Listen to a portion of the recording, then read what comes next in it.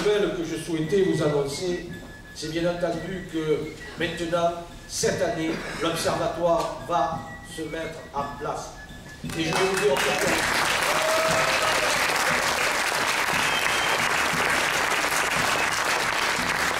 J'ai reçu, après des dizaines et des dizaines, à la fois de rencontres, de lettres, d'interventions, c'est pas simple, parce que, et j'excuserai le président de la région qui nous a toujours soutenus, parce que les alliances politiques, vous savez comme c'est ce qu'ils font, les alliances politiques font que quelquefois on a des partenaires qui sont aussi des adversaires.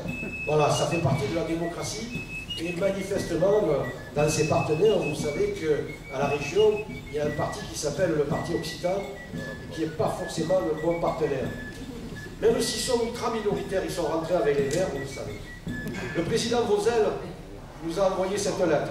Monsieur le Président, vous connaissez mon attachement à défendre et faire reconnaître la langue et la culture de notre Provence, qui sont des éléments essentiels de notre patrimoine culturel commun.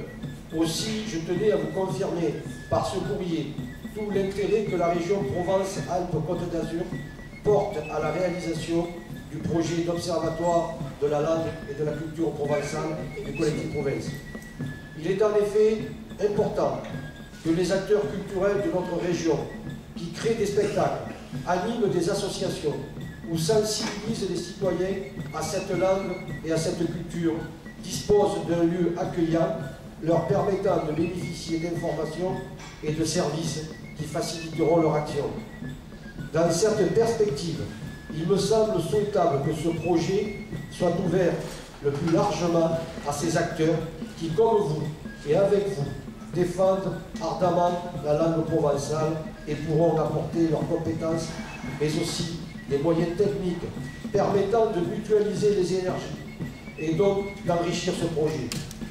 Comme dans d'autres domaines culturels, les partenaires que vous solliciterez et le collectif Provence gagneront, grâce à leur meilleure coopération, plus de visibilité aux yeux des habitants de notre région.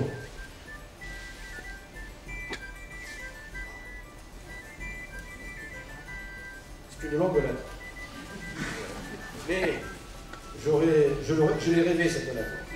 De plus, ce partenariat devrait permettre d'alléger la croissance inévitable des dépenses de fonctionnement de votre association, que je vous engage vivement à anticiper et programmer pour les 3 exercices à venir, afin d'argumenter votre dossier auprès des différents financeurs publics ou privés que vous devrez solliciter pour faire face à ce surcroît d'activité. En effet, compte tenu de la situation des finances publiques des collectivités territoriales de Provence-Alpes-Côte d'Azur et des restrictions budgétaires que toutes, y compris la région, ont dû accomplir, il me paraît déterminant que les financeurs publics unissent eux aussi leurs forces pour faire aboutir ce projet, car la région ne pourra significativement augmenter sa subvention de fonctionnement à votre association dans les prochaines années. Concernant la réalisation de l'opération de réhabilitation du mas de Cheval-Blanc, dans lequel vous souhaitez installer votre nouvelle activité, la région pourra participer à son financement dans le cadre de sa politique de soutien aux cultures régionales, dans la limite de 40% du coût de ces travaux, que vous avez estimé à 800 000 € hors taxes, soit dans la limite de 320 000 €. Par ailleurs, le parc naturel régional du Luberon, qui a déjà été votre partenaire dans la phase d'élaboration technique du projet, devrait être associé à la phase de montage financier de l'opération, du fait de ses compétences en matière d'ingénierie financière, qui devrait permettre de mobiliser des financements que vous n'avez pas sollicités à ce jour. Enfin, je vous recommande d'envisager l'opportunité que la commune de Cheval-Blanc, propriétaire de l'immeuble concerné, devienne maître d'ouvrage de ces travaux. Je vous prie d'agréer, Monsieur le Président, l'expression de mes salutations distinguées. Voilà, c'est l'ouverture et la porte ouverte pour la création. On attendait ça pour ouvrir. C'est pas fini, mais c'était ça. Le président n'est pas seul de la région à nous aider. Parce que celui qui nous a aidés en priorité, ben, il est devant moi. C'est le maire de Cheval-Blanc. Parce que le maire de Cheval-Blanc,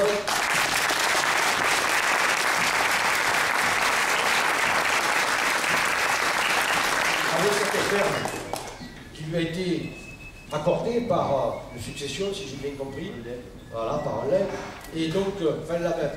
L'avantage de cette ferme, c'est qu'elle est située à l'orée de la ville de Chevallan, au milieu de terre, et surtout que c'est une ferme patrimoniale, ce qui assure ce côté que nous avons, à savoir de conserver les traditions et d'aller vers la modernité.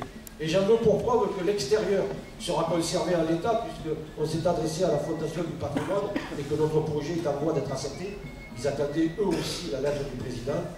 Et que l'intérieur, par contre, sera résolument moderne et adapté aux conditions de travail actuelles. À l'exception d'une pièce que nous avons définie, c'est la pièce de la cuisine où on va conserver l'intérieur qui servira de pièce d'accueil. Ça, c'est... Et ce Christian Pellier, maire de Chevallan, son dynamisme, sa façon de voir les choses, j'aime beaucoup travailler parce que c'est... Voilà, j'espère de tout cœur qu'il sera réélu parce que vraiment j'ai travaillé avec lui. C'est un peu comme celui de Grand, si vous voulez. Ce sont des gens qui ont un dynamisme extrême et qui font avancer les sujets et les problèmes. Donc après, c'est sûr que, vous savez, c'est très difficile maintenant dans une commune d'être maire parce qu'on pourrait reprocher le permis de construire, le voisin, etc., le chemin qu'on n'a pas arrangé. Mais là, les intérêts de Chevallan, moi qui suis né pas très loin de là et que je ne le connaissais pas, je peux vous dire que c'est une commune qui a un dynamisme extraordinaire et ce serait pour nous l'idéal, parce que nous sommes situés, je le dirai cet après-midi quand nous parlerons un peu plus de l'observatoire, le pont de Cavaillon va arriver maintenant pratiquement à Chevallan d'ici 2015, ils sont en train de le faire, donc là-dessus, donc il y aura un accès autoroutier. Il y a une place pour se garer, ce qui est important dans le moment présent, quand vous venez ici, vous avez de la place pour vous garer, et puis il y a aussi nous sommes dans le parc du Luberon.